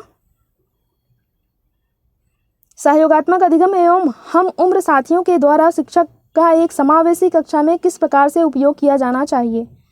समावेशी कक्षा में आपको बताना है हम उम्र, जो बच्चे के उम्र के हों, और सहयोगात्मक जिसमें बच्चे एक दूसरे से सहयोग करके अधिगम करें। ठीक, लर्निंग करें। अधिगम मीन्स क्या होता है? सीखना होता है। ठीक, पहला ऑप्शन है सक्रिय रूप से हतोत्साहित करना चाहिए। देखिए हतोत्साहित वर्ड बहुत निगेटिव है, प्रोत्साहित वर्ड पॉजिटिव होता है। हतोत्साहित मीन्स होता है मना करना, मना नहीं करना आपको। दूसरा है कभी कभी प्रयोग करना चाहिए, हमेशा प्रयोग करना चाहिए। प्रयोग नहीं करना चाहिए, ये भी गलत हो जाएगा। सक्रिय रूप से आगे बढ़ना चाहिए। बिल्कुल चौथा ऑप्शन आपका राइट आंसर होगा। जब बच्चे एक दूसरे से सहयोग करके सीखेंगे, हम उम्र के साथ सीखेंगे, तब उनकी लर्निंग भी अच्छी होगी। समावेशी शिक्षा में इसी प्रकार यूज़ भी किया जाता है। क्वेश्चन नंबर 44 देखेंगे, जुलाई 2019 में बना। कह रहा निम्नलिखित में से कौन सा समावेशी कक्षा में सबसे अधिक महत्वपूर्ण है? समावेशी कक्षा में कौन सा सबसे अधिक महत्वपूर्ण है, ये हमें बताना है। पहला ऑप्शन आपका दे रखा है मानकीकृत परीक्षण। ये मानकीकृत वर्ड हमने आपको बताया स्टैंडर्ड, ये गलत होता है। दूसरा है प्रतियोगी अधिगम को बढ़ावा देना, बिल्कुल हमें कंपटीशन नहीं करवाना है। दूसरा कह रहा है, तीसरा है आपका विशिष्ट शिक्षा योजना। चौथा समरूप निर्देशन, बिल्कुल समरूप समान रूप से निर्देश देंगे हर बच्चों को। ठीक, चौथा ऑप्शन आपका राइट आंसर होगा। विशिष्ट शिक्षा योजना नहीं होगा। क्वेश्चन नंबर 45 जुलाई 2019 में बना। अधिगमकर्ताओं एवं उनकी प्राथमिक विशेषताओं के मिलान युग्मों में से निम्नलिखित में से कौन सा सही है? पहला ऑप्शन आपका है, देखिए इसमें एक डिसेबिलिटी दे रखी है, जैसे पठन अक्षमता, जिसे डिसलेक्सिया हम बोलते हैं, और उसकी ये विशेषता दी गई है। तो हमें इसमें बताना है कौन सा युग्म जो है सही है। ठीक, पहला क्या दे रखा है? पठन अक्षमता, अधिगमकर्ता धारा प्रवाह, पढ़ने एवं लिखने में कमी है। बिल्कुल पठन अक्षमता आपका यही होता है, ये तो सही है। दूसरा क्या है? सृजनात्मक अधिगमकर्ता अति सक्रिय, कार्य को पूरा करने में धीमे हैं। देखिए जब से सृजनात्मक है, सृजनात्मक अधिगमकर्ता है, तो धीमे थोड़ी ना होगा, ये तो तेज होगा, इसलिए दूसरा आपका गलत हो जाएगा। तीसरा कह रहा है अवधान कमी, अधिगमकर्ता उच्च अभिप्रेरणा, लंबे समय तक अवधान बनाए रख सकते हैं। देखिए जब इसके अवधान में कमी है, अवधान मीन्स ध्यान लगाने में कमी है, तब ये लंबे समय तक ध्यान कैसे बनाए रख सकते हैं, इसलिए तीसरा गलत होगा। चौथा कह रहा है श्रव्य क्षतिग्रस्त अधिगमकर्ता दृश्य सूचनाओं को समझ नहीं सकते, जिसे सुनने में, देखिए इसको ध्यान से समझिएगा नहीं तो आप कंफ्यूज हो जाएंगे। देखिए जिसे श्रव्य, जिसे सुनने में प्रॉब्लम हो, उनको दृश्य सूचनाओं को समझ नहीं सकते। क्यों नहीं समझ सकते? वो तो समझ सकते हैं ना, सुनाई नहीं देता, ये थोड़ी ना इसमें कह रहा है कि उसको दिखाई भी नहीं देता, उसको तो देख सकता है ना, इसलिए चौथा गलत होगा आपका। पहला ऑप्शन सी आपका राइट आंसर होगा। ठीक, क्वेश्चन नंबर 46 देखेंगे। देखिए इसमें फोर्थ आपको क्वेश्चंस थे, एक हिसाब से आपको 4 ऑप्शन देख के बताने थे, एक आपका सही था। क्वेश्चन नंबर 46 देखेंगे, जुलाई 2019 में बना। एक समस्या को मूल एवं अपसारी संसाधनों के साथ करने की योग्यता निम्नलिखित में से किसकी एक प्राथमिक विशेषता है? कह रहा है एक समस्या को मूल एवं अपसारी संसाधनों, देखिए अपसारी संसाधनों के साथ करने की योग्यता निम्नलिखित में से किसकी एक प्राथमिक विशेषता है? पहला ऑप्शन है आपका क्षतिग्रस्त बच्चों की। क्षतिग्रस्त बच्चा अपसारी संसाधन के साथ करने की योग्यता नहीं रखता। दूसरा कह रहा है सृजनात्मक बच्चों की। तीसरा ऑप्शन है अधिगम आवश्यकता वाले बच्चों की। चौथा अहम केंद्रित बच्चों की, सृजनात्मक बच्चों की। ठीक, अपसारी चिंतन आपका सृजनात्मक से रिलेट होता है। हमने अब ये सारे क्वेश्चन, अभी पहले क्वेश्चन सारे रिपीट हो रहे हैं, बट लैंग्वेज का खेल है, मीन्स लैंग्वेज केवल चेंज हुई है, इसीलिए हमने हर सेट से क्वेश्चंस उठाए हैं। बाकी क्वेश्चंस बहुत सारे रिपीट हुए हैं, लेकिन लैंग्वेज बस अलग अलग है सबकी। ये दिसंबर 2019 में बना। कह रहा है एक शिक्षक एक समावेशी कक्षा में विशेष योग्यता वाले अधिगमकर्ताओं की आवश्यकताओं को किस प्रकार से बता सकता है। एक शिक्षक जो है समावेशी जो इंक्लूसिव एजुकेशन है आपकी, विशेष योग्यता वाले अधिगमकर्ताओं की आवश्यकताओं को किस प्रकार से बता सकता है, ये हमें बताना है। पहला ऑप्शन आपका दे रखा है अत्यधिक लिखित गृह कार्य देना तथा उत्तरों को अन्य प्रतिभाशाली विद्यार्थियों से नकल करने पर दबाव डालना। नकल नहीं करवाना आपको, गृह कार्य भी नहीं देना आपको। दूसरा कह रहा है प्रत्येक विद्यार्थी के अधिगम के सशक्त एवं पक्षों एवं कमजोरियों के विश्लेषण के आधार पर विशिष्ट अधिगम उद्देश्यों को विकसित करना। तीसरा कह रहा है आकलन के लिए पेपर पेंसिल टेस्ट का प्रयोग करना तथा अभ्यास एवं रटने पर बल देना। चौथा ऑप्शन आपका है विद्यार्थियों को निर्देश देने के लिए एक रूप तरीकों का प्रयोग करना। बिल्कुल सभी बच्चों को निर्देश देने के लिए आप एक रूप तरीकों का प्रयोग करेंगे, ऐसा नहीं है। आप गिफ्टेड बच्चा जो है उसके लिए आप अलग बोलेंगे, जो बच्चा औसत है जिसका एवरेज IQ है उसको अलग। ठीक, तो चौथा ऑप्शन आपका राइट आंसर होगा, बाकी सारे ऑप्शन आपके गलत होंगे। क्वेश्चन नंबर 48 देखेंगे, दिसंबर 2019 में बना। एक शिक्षिका अपनी कक्षा में सृजनात्मक विद्यार्थियों को किस प्रकार से प्रोत्साहित कर सकती है। क्रिएटिव बच्चे जो हैं आपके शिक्षिका कैसे प्रोत्साहित करती है, ये हमें बताना है। पहला ऑप्शन है अनेक परिप्रेक्ष्यों को प्रोत्साहित करके तथा मूल विचारों को महत्व देकर। दूसरा है विद्यार्थियों को जोखिम एवं चुनौतियों का सामना करने से हतोत्साहित करके।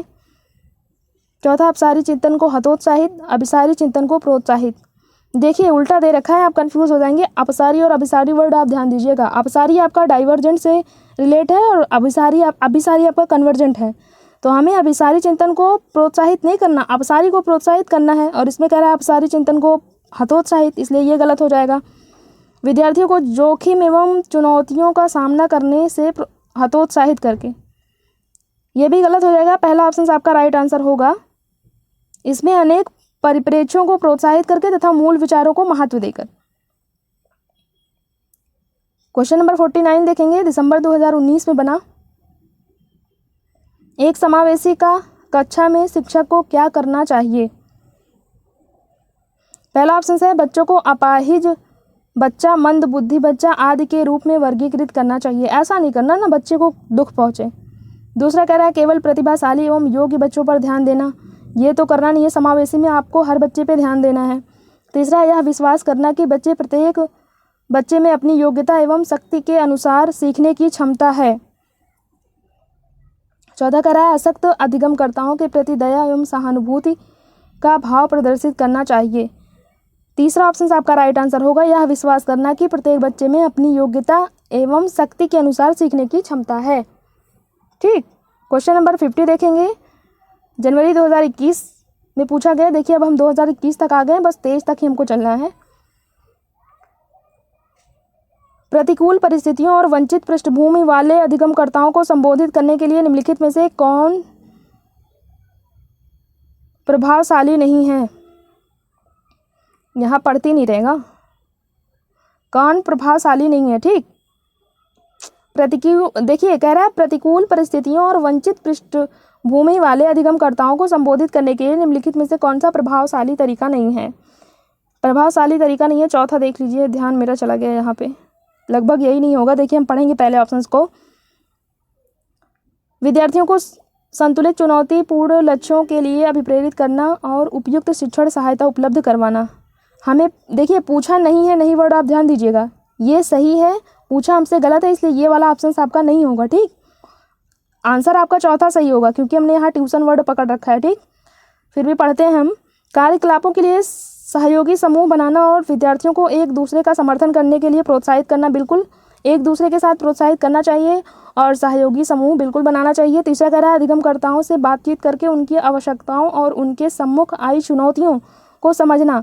तीसरा ऑप्शन, ये सारे ऑप्शन आपके सही हैं बट आपसे पूछा ही गलत है, इसलिए गलत चौथा है।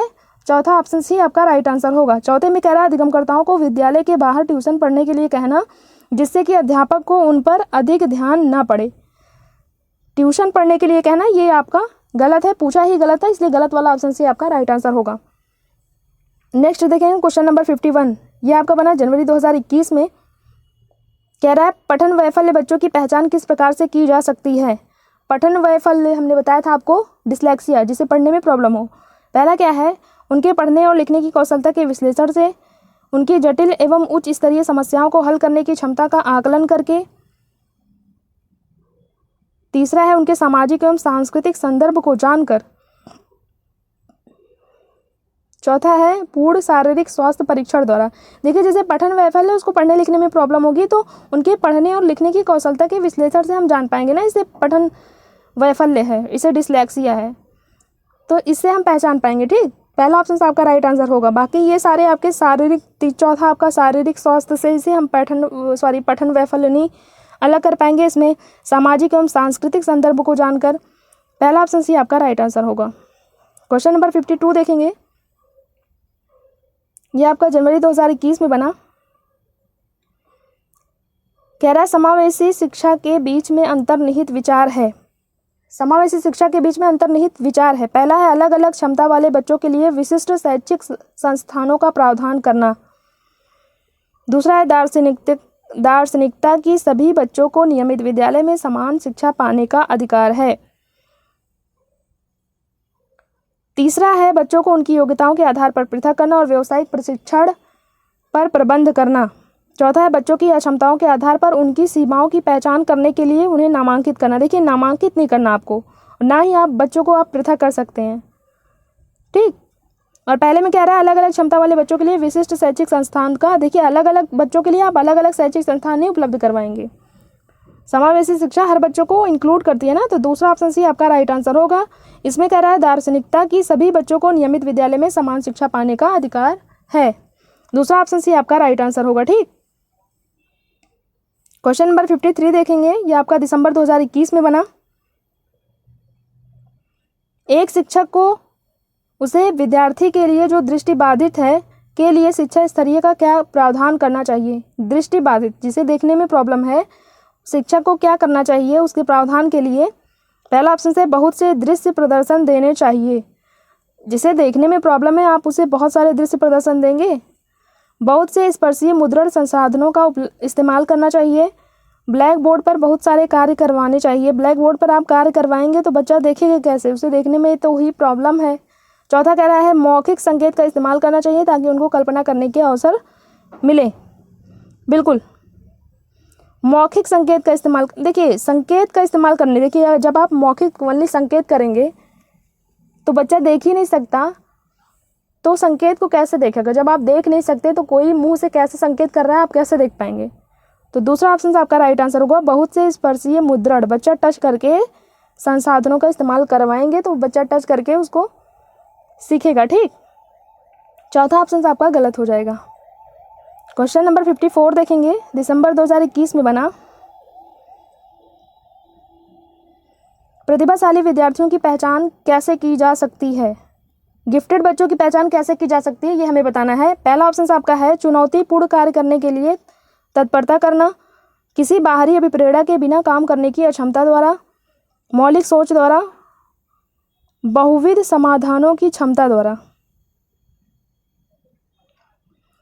देखिए, हमें प्रतिभा पहचान कैसे की जा सकती है, 4th ऑप्शन दिए गए हैं। यहाँ कौन कौन से ऑप्शन सही है यहाँ हमको बताना पड़ेगा। ठीक, पहचान कैसे करेंगे, जब चुनौतीपूर्ण कार्य करेगा इसके द्वारा भी हम कर सकते हैं, किसी बाहरी अभिप्रेरणा के बिना काम करने की क्षमता द्वारा, मौलिक सोच द्वारा, इसे बहुविध संसाधनों की क्षमता द्वारा, देखिए समाधानों की क्षमता द्वारा। चौथा ऑप्शन आपका नहीं होगा, बाकी ये तीनों ऑप्शन आपके होंगे। तो फर्स्ट थर्ड फोर्थ दे रखा है। फर्स्ट थर्ड फोर्थ दे रखा है आपका। किसी बाहरी अभिप्रेरणा के बिना काम करने की, देखिए इसमें एक वर्ड ध्यान दीजिएगा, हमने ध्यान नहीं दिया। इसमें कह रहा है अक्षमता द्वारा, इसलिए दूसरा ऑप्शन आपका गलत होगा। क्षमता द्वारा नहीं कह रहा है, इसमें अक्षमता द्वारा कह रहा है, इसलिए दूसरा आपका गलत होगा। बाकी सारे ऑप्शन आपके सही होंगे। तो फर्स्ट थर्ड फोर्थ, दूसरा ऑप्शन आपका राइट आंसर होगा। ठीक, क्वेश्चन नंबर 55 देखेंगे, ये बना आपका दिसंबर 2021 में। कह रहा है निम्नलिखित में से कौन सी विधि समावेशन के अनुकूल नहीं है। समावेशन के अनुकूल कौन सी विधि नहीं है? समावेशी शिक्षा के अनुकूल कौन सी नहीं है, हमें ये बताना है। लचीले समूह, ये तो है। विभेदित अनुदेशन, योग्यता आधारित सामूहिकरण, पाठचर्या में यथोचित समावेशन। देखिए तीसरा नहीं होगा इसमें, क्या समूह हो रहा है, अलग अलग आप समूह बना रहे हैं, इसमें ऐसे समूह बना रहे हैं योग्यता आधारित कि इसमें 80% वाले जाएंगे, एक समूह ये हो गया, इसमें 70 वाले जाएंगे, इसमें 50 वाले जाएंगे, ऐसे ऐसे आप समूह बना रहे हैं। तो ये समावेशी में नहीं आएगा ना, क्योंकि समावेशी में 70, 80, 50 जैसे जिसका परसेंटेज है आप सबको उसमें इंक्लूड करेंगे ना, तो ये नहीं आएगा आपका, तीसरा ऑप्शन से नहीं आएगा। तो कौन सा नहीं था यही हमें बताना था, तो तीसरा ऑप्शन से आपका राइट आंसर होगा। क्वेश्चन नंबर 56 देखेंगे, दिसंबर 2021 में बना। वे विद्यार्थी जिन्हें पठन वैफल्य है उनके सफल समावेशन हेतु निम्न में से किसे वर्जित करना चाहिए? वे विद्यार्थी जिन्हें पठन वैफल्य है, पठन वैफल्य डिस्लेक्सिया है, उनके सफल समावेशन के लिए किसे वर्जित करना चाहिए? ठीक, वर्जित मीन्स किसे हमें मना करना चाहिए।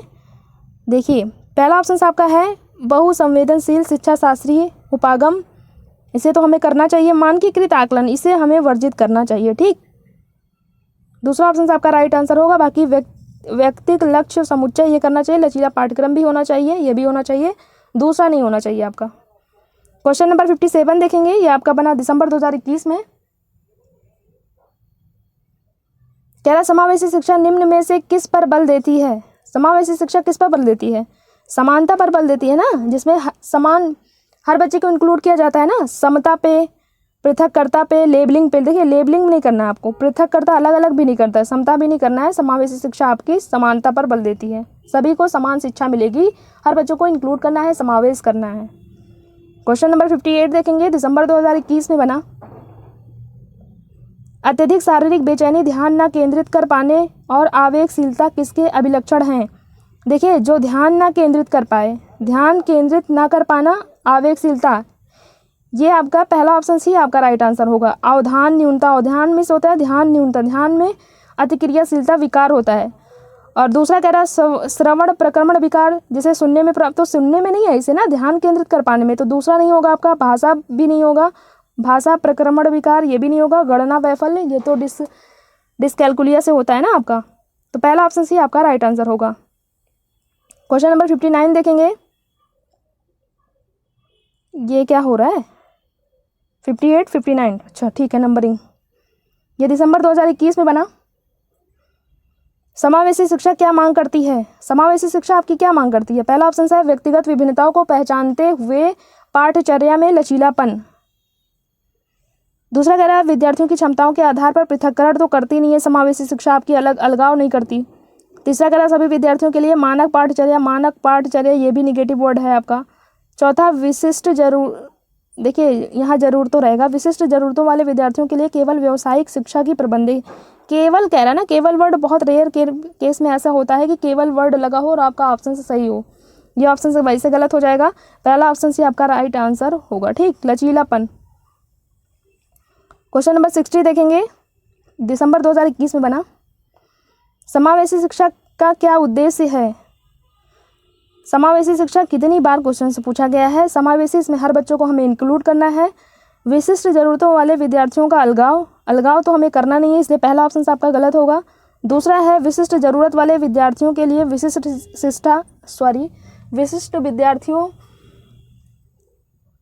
शिक्षा हमें नहीं करना है, अलग से शिक्षा नहीं देनी उन्हें, विशिष्ट शिक्षा नहीं देनी हमें।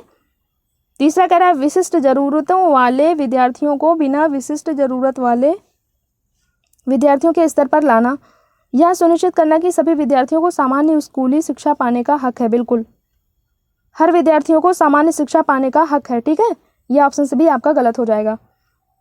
क्वेश्चन नंबर 61 देखेंगे, ये दिसंबर 2021 में बना।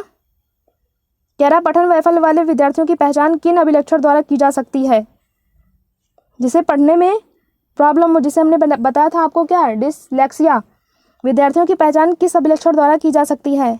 पहला ऑप्शन आपका है शब्दों की पहचान, संकेत, वर्तनी में कठिनाई। दूसरा ध्यान न केंद्रित कर पाना, अति क्रियाशीलता, आवेगशीलता।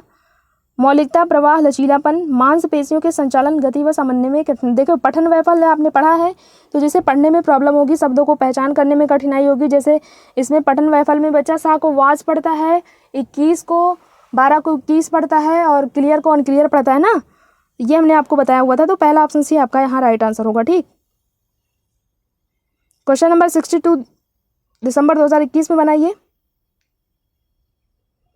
गुणज वैकल्य की पहचान क्या है? गुणज वैकल्य, गुणज, गुणन, कैलकुलेशन, किसकी पहचान है ये हमें बताना है। पहला ऑप्शन आपका है गणितीय तत्वों को समझने में दिक्कत, बिल्कुल पहला ऑप्शन सी आपका राइट आंसर होगा। इसको कैलकुलेशन करने में प्रॉब्लम होती है। ठीक, गुणज वैफल्य। दूसरा, अवधान अतिक्रियाशीलता नहीं होती इसे। ये सारे ऑप्शन आपके गलत हो जाएंगे। ठीक, क्वेश्चन नंबर 63 ये भी दिसंबर 2021 में बना, रिपीटेड क्वेश्चन है ये। समावेशी शिक्षा में कौन शामिल है? अगेन हमें वही बताना है। समावेशी शिक्षा में अधिगम अक्षमता वाले विद्यार्थी, प्रतिभाशाली विद्यार्थी, दृष्टिबाधित विद्यार्थी, वह बच्चे जो समुदाय से हैं जो हाशिए पर हैं। तो प्रतिभाशाली समावेशी शिक्षा में हमें हर बच्चों को इंक्लूड करना है, तो हर टाइप के बच्चे को हम इंक्लूड करेंगे। चौथा ऑप्शन आपका राइट आंसर हो जाएगा। इसमें कुछ नहीं बताना था, जिसमें चारों ऑप्शन आपके आ जाएंगे वही ऑप्शन आपका राइट आंसर होगा। ठीक, इसमें हमें क्योंकि हम समावेशी शिक्षा में बताए ना, आपका हमने एग्जाम्पल भी लिया था, आपकी नेचर जो है वो भी अलगाव को लागू नहीं करती है आपकी ना, हर बच्चों को शामिल करती है। चौथा ऑप्शन सी आपका राइट आंसर होगा। क्वेश्चन नंबर 64 देखेंगे, ये जनवरी 2022 में बना।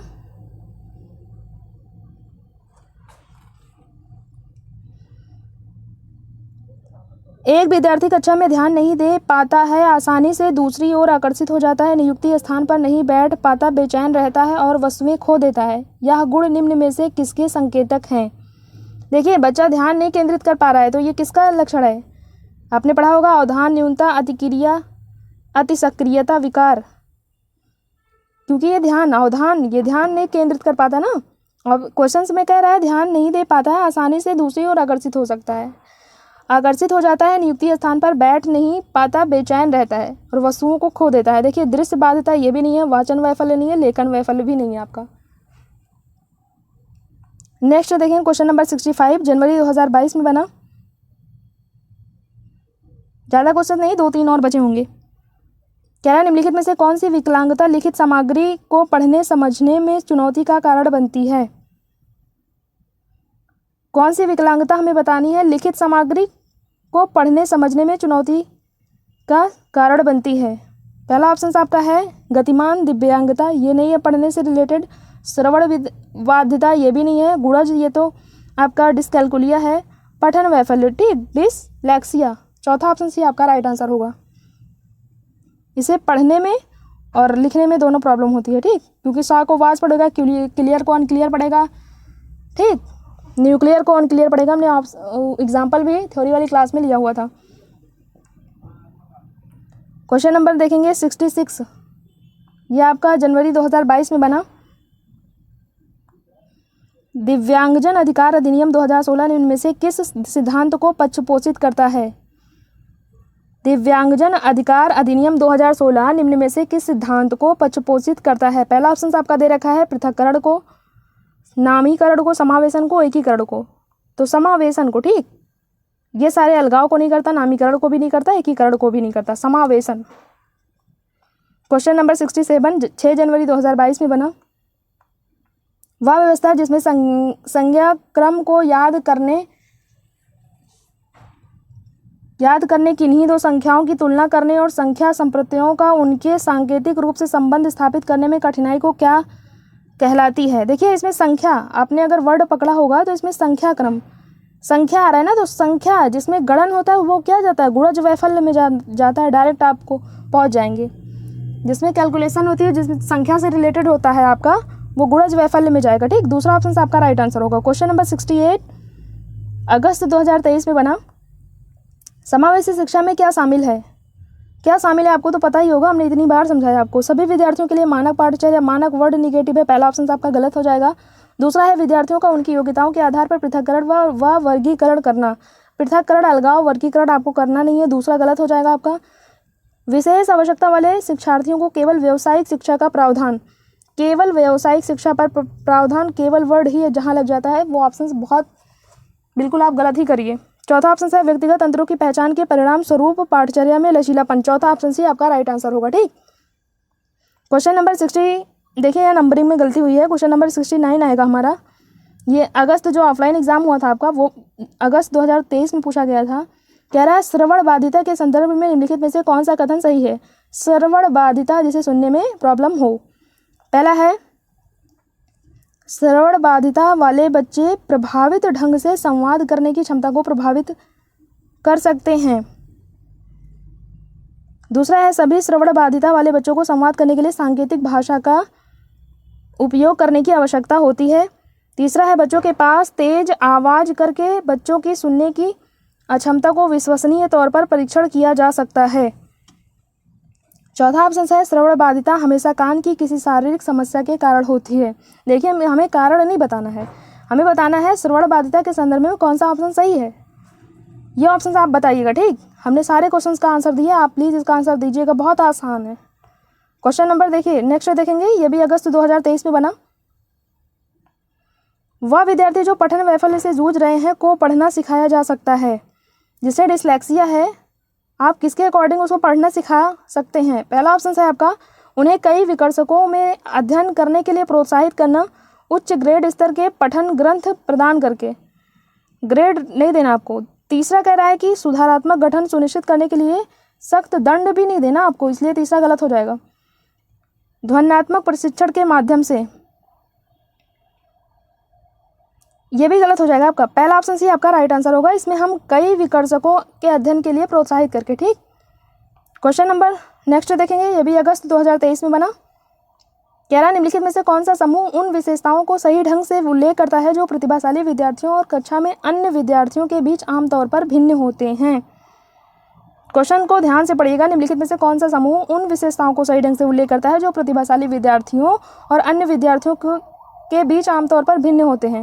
पहला ऑप्शन है समझ की अग्रवर्ती गहनता, सीखने की तेज गति, समझ के लिए दूसरों पर अधिक निर्भरता, शारीरिक विकास की गति, तेज गति। तो तीसरा ऑप्शन क्या कह रहा है, समझ के लिए दूसरों पर निर्भर नहीं होते, ये प्रतिभाशाली बच्चों में नहीं होते। तीसरा आपको हटाना है, बाकी सारे ऑप्शन आपके सही हैं। पहला, दूसरा, चौथा, ये देखिए ऑप्शंस में गड़बड़ है। पहला दूसरा चौथा कहीं दे ही नहीं रखा है, पहला तीसरा चौथा यहाँ 2 नंबर रहेगा। ठीक, तो दूसरा ऑप्शन आपका राइट आंसर होगा। ठीक,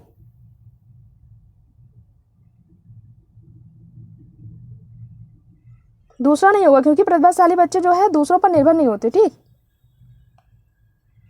बस हमारा ये लास्ट क्वेश्चन था, अब नहीं है। ये सारे क्वेश्चन हमारे ऑफलाइन एग्जाम में पूछे गए थे। ये सारे क्वेश्चंस आपके पेपर 2 के लिए थे। ठीक, जो आपके पेपर 2 में पूछे जाते हैं 6 to 8 वालों के लिए, जिन्होंने पेपर 2 डाला होगा वो सारे प्रीवियस और क्वेश्चंस थे। अगर आपके पास सेट पेपर हो तो आप मिला लीजिएगा, ये सारे क्वेश्चंस आपसे पूछे गए हैं। हमने इसकी थ्योरी क्लास कर रखी है।